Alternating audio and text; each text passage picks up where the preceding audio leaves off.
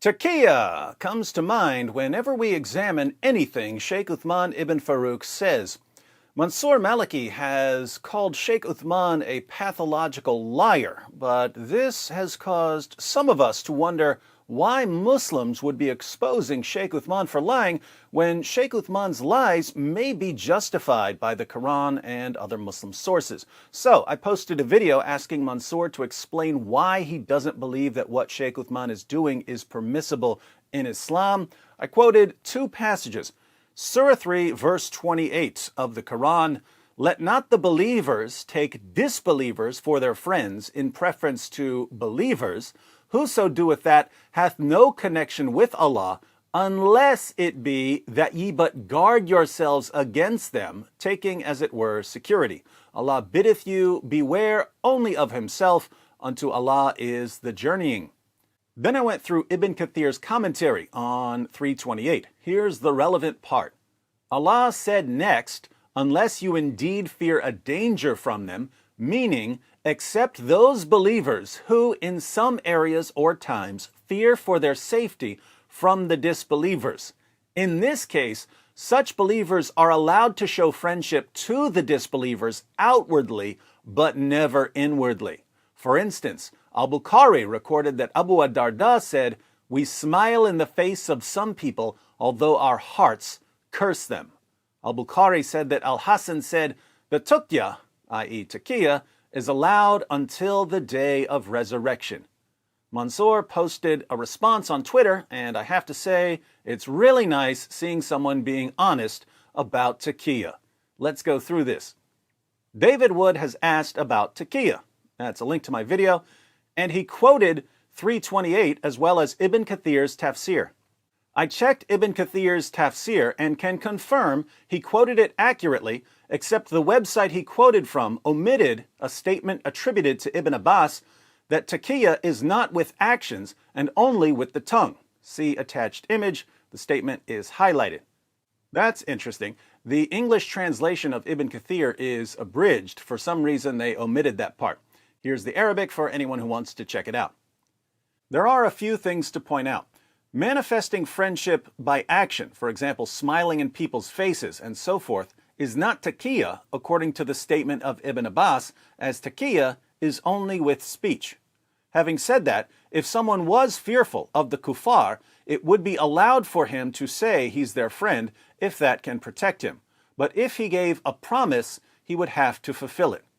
This form of faking supportive friendship with the kuffar is only permissible when one fears them. However, such fear doesn't exist for an American citizen, as the terms of citizenship do not require him to be friends with kuffar. As such, this ayah can't even be used in a Western context, unless you're dealing with the mafia or the like, in which case, sure, pretend to be their friend to keep their evil away from you.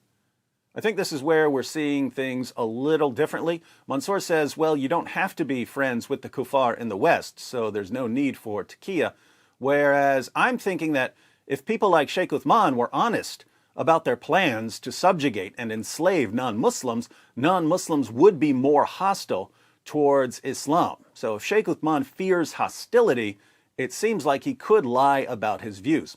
Basically, Mansour is saying that taqiyya applies in very specific situations and that Sheikh Uthman isn't in those situations. I'm saying that it looks like it could apply to Sheikh Uthman's situation depending on how flexible we are with our interpretations. There are three levels to note: manifesting actions that are different to how you truly feel, outright lying in affairs unrelated to religion, lying in affairs related to religion.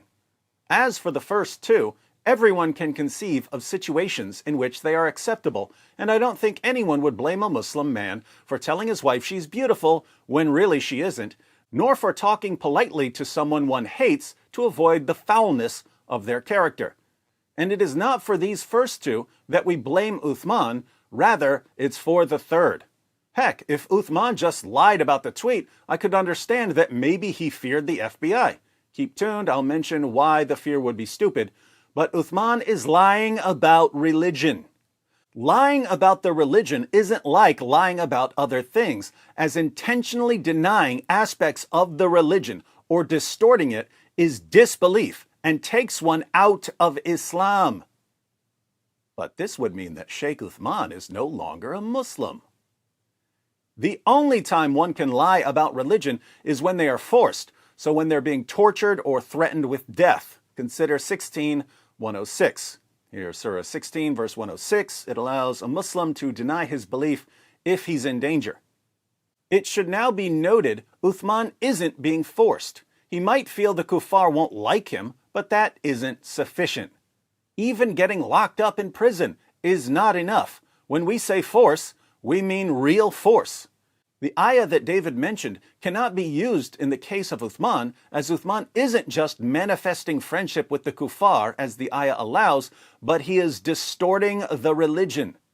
Note, even when being forced to utter disbelief, like denying that Islam allows slavery, it's only permissible and not recommended. Rather, it is better to speak the truth and be killed, especially if you are a scholar. Now, there's a thought. Sheikh Uthman may actually be held to a higher standard because he's a scholar and has influence over others.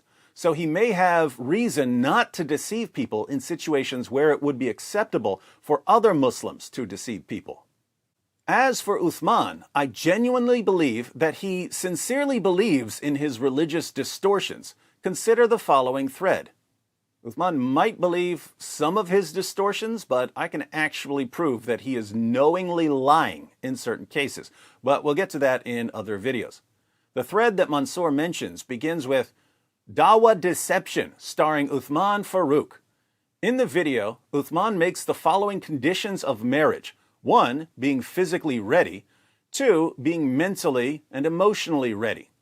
It is his claim that this is what's mentioned in the books. He mentioned Al-Mughni by Ibn Qudama, and he's wrong.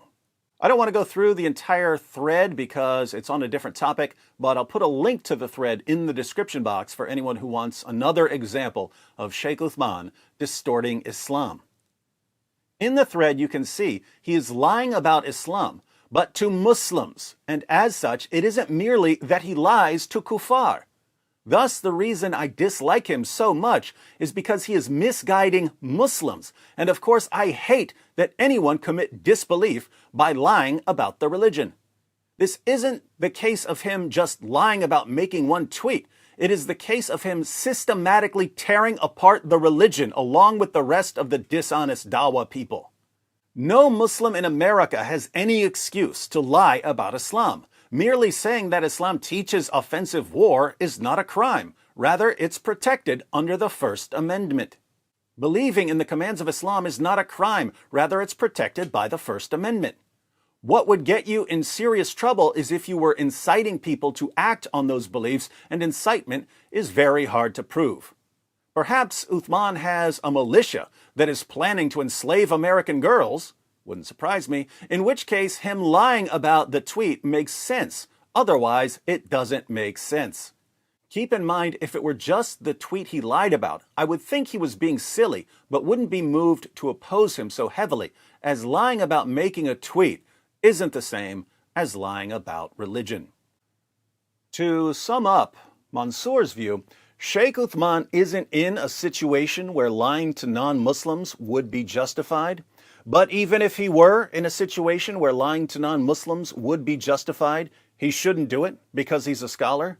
But even if he decided to lie to non-Muslims as a scholar, it still wouldn't be permissible to lie to them about Islam. And even if it were permissible to lie to non-Muslims about Islam, Sheikh Uthman is lying to Muslims about Islam. That seems to be Mansour's view. I can still see why Sheikh Uthman thinks it's okay to lie to non-Muslims, even about Islam. He could be convinced that if non-Muslims knew what his plans are, they would be more hostile towards him and towards his community.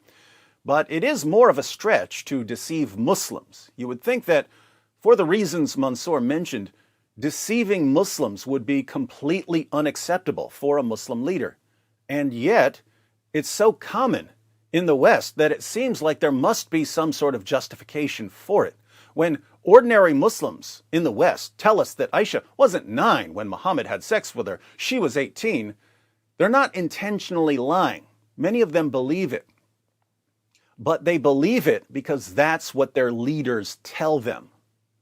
Their leaders, however, who've read the sources, have to know that Aisha was 9. They have to.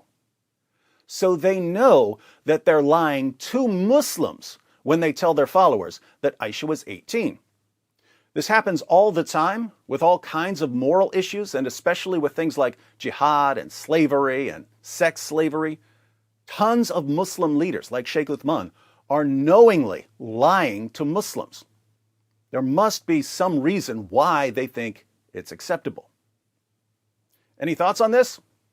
I actually have a couple of theories. Let me know what you think in the comments section.